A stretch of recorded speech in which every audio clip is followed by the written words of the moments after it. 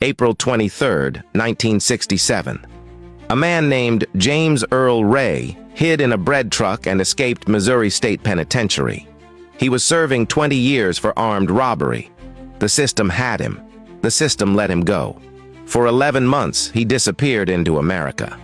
According to the National Archives and FBI documentation, Ray traveled freely, Chicago, Quincy, Birmingham, Memphis, with no one tracking him.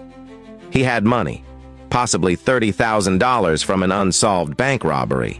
He got a driver's license under a fake name, Eric Starvo Galt. The system couldn't find him. Then he learned Dr. Martin Luther King Jr. was coming to Memphis. According to official FBI records and congressional investigations, on March 30, 1968, Ray walked into a gun store in Birmingham and bought a rifle. He told the clerk it was for hunting. The clerk sold it to him.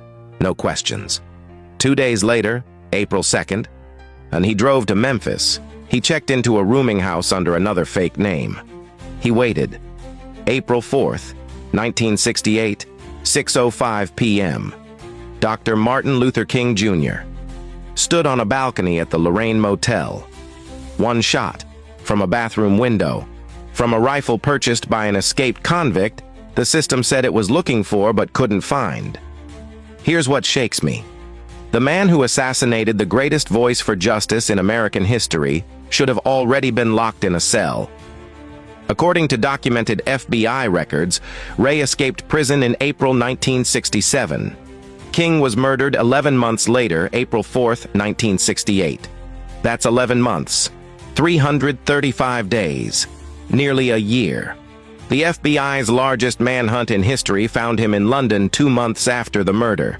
But while King was alive, while King was marching, and while King was changing the world, the system that had Ray on a 20-year sentence couldn't locate him as he openly obtained driver's licenses, bought rifles, and traveled across state lines. Think about that. The system failed before the trigger was pulled. According to the National Archives and House Select Committee on Assassinations, Ray had been arrested for armed robbery, released, escaped prison, and was freely moving through America with money and weapons. How many checkpoints failed? How many systems broke down? How many opportunities were missed to stop him, not after King's death, but before? The official narrative says Ray acted alone. According to his later testimony recorded in congressional records, Ray claims a mysterious man named Raoul set him up. The House Committee on Assassinations investigated for years, made their conclusion, Ray fired the shot, but they also acknowledged a low-level conspiracy might have existed, decades later, and the American people still don't know the full truth. According to polling data documented by historians, 60 to 80% of Americans believe King's assassination was the result of a conspiracy.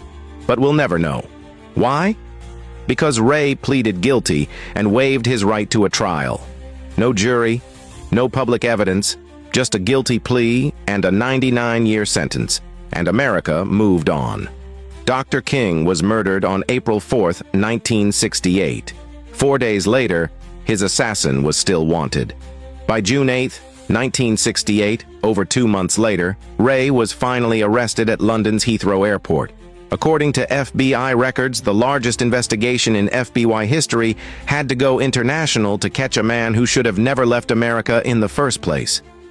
The man who killed the prophet of nonviolence was the system's failure made manifest. An escaped convict the system lost.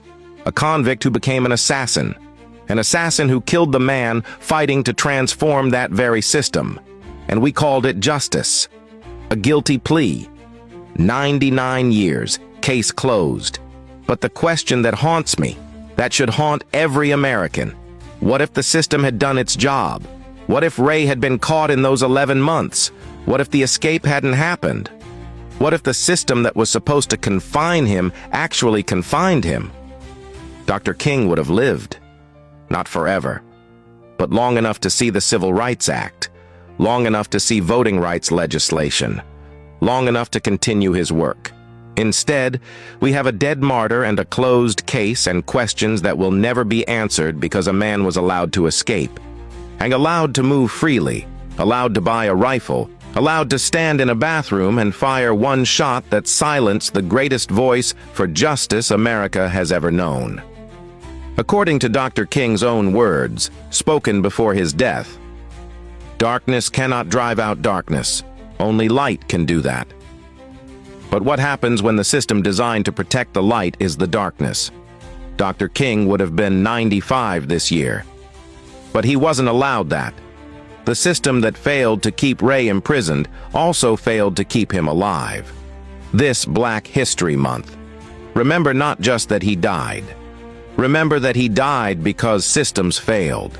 Remember that James Earl Ray escaped. Remember that he was never supposed to be free.